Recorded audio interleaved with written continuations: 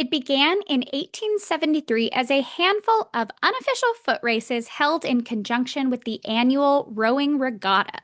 Rowing was the first collegiate sport to become wildly popular in the US, and thousands of people would come out to watch these series of rowing races each summer.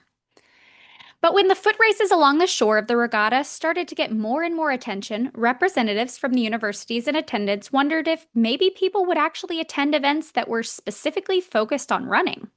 And with the nation's 100th birthday coming up, what better way to celebrate American athletics than by putting on an official track and field competition? Today is Sunday, July 20th, 2025, and on this day in 1876, the Intercollegiate Association of Amateur Athletics of America, better known as the IC4A, held the first ever national track and field meet in Saratoga Springs, New York. I'm your host, Running Up That Hillary, and you are listening to Today in Running History.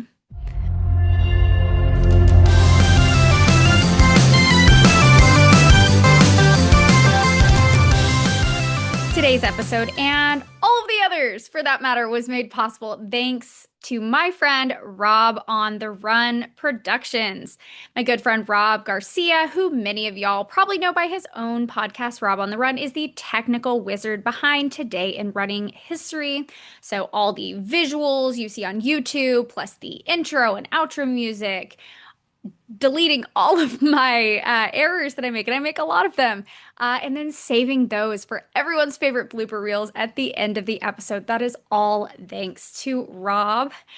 And if any of y'all are looking to get into the world of podcasting or YouTubing and you need some help on the production side of things, I cannot recommend Rob's services highly enough. You can reach out to him by emailing robontherunpodcast@gmail.com. And I will also go ahead and include that email in the description of this episode. All right, let's head all the way back to the northeastern United States during the 1870s. At the time, only upper-class white men attended college at all, and the earliest sports played at Ivy League universities were based on pastimes of the British aristocracy. Sports like rowing, cricket, and an early version of American football based on rugby. Athletics clubs were formed following these same traditions with expensive membership fees and strict rules as to who could join. Yale and Harvard formed their first rowing teams in the 1840s, and the Harvard-Yale Regatta of 1852 was the very first intercollegiate sporting event ever held in the U.S. Over in England, the first collegiate track meet was held between Cambridge and Oxford in 1864. Not to mention that people have been running for millennia, so no one should have been surprised when some of the spectators along the shore of the Harvard-Yale Regatta got bored watching the boats and started challenging each other to foot races. As these informal foot races drew larger and larger crowds, officials from the two schools recognized the potential of expanding their athletic programs to include track and field. Representatives from Amherst, Columbia, Harvard, Cornell, Union, Yale, Wesleyan, and Williams got together and created the extra wordy Intercollegiate Association of Amateur Athletes of America, which they wisely opted to refer to as the IC4A, which is much easier to say. In early 1875, representatives from Brown, Trinity, Dartmouth, Princeton, and CCNY decided to get on in the action, and the 13 schools started planning the IC4A's first official competition for the following year. As it would be the nation's centennial, the committee scheduled the event for July of 1876.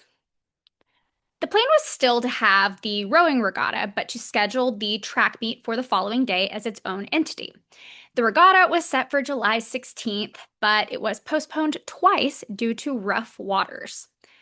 Unfortunately, delaying the event meant that many of those who had planned to attend couldn't make it, including the President and First Lady Ulysses and Julia Grant. I'm not sure if they had plans to stick around for the track meet, but they left town at some point on the 18th, so the point was moot. The regatta finally occurred on July 19th, and the following day, the track meet began. The first intercollegiate meet featured many events similar to those we see today, including the 100-yard dash and quarter, half, and full mile races, and the high jump, long jump, shot put, and hammer throw. They also had a few events that you are less likely to see today. One of them was the baseball throw, which, if I recall correctly, was what we did at elementary school field day instead of shot put. They also had a 3-mile walk, which was the first event of the meet, because nothing gets the crowd pumped up more than watching a group of 1870s Ivy Leaguers walk 3 miles, am I right? The winner of that walk was one T.A. Noble of Princeton, making him the first ever IC4A champion. And that's another thing that I've noticed as I comb through these archived newspaper accounts of the time. Every single athlete is referred to by his first and middle initial instead of their last name. So I would be H.S. Burgess instead of Hillary Burgess. This practice seemed to mostly die out by the early 1890s when records began using athletes' first and last names the way we do today. It's kind of crazy to look at some of these results and see what would have won a national track title during the 1870s. For example, a 4:58 mile is not anything to scoff at, and I certainly can't run that fast.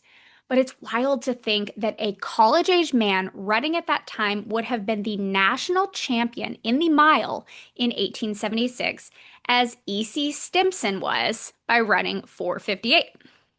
For comparison, this year's NCAA men's indoor mile champion, North Carolina's Ethan Strand, set a new record with a time of 3:48.32.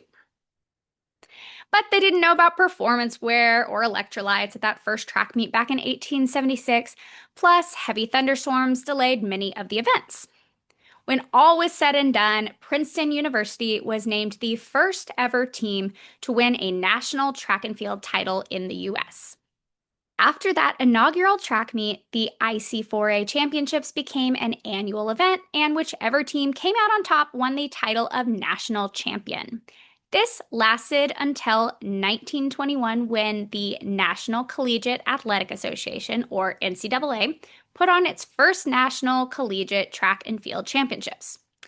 These days, both the NCAA and the IC4A still exist, but the NCAA is far and away the larger and more prominent.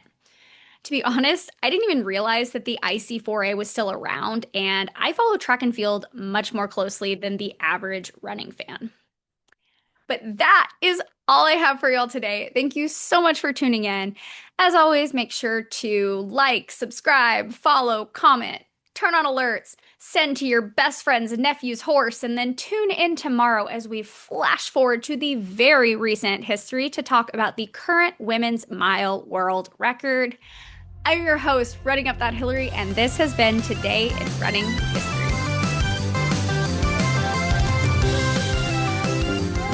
And with the nation's 100th birthday coming up, what better to...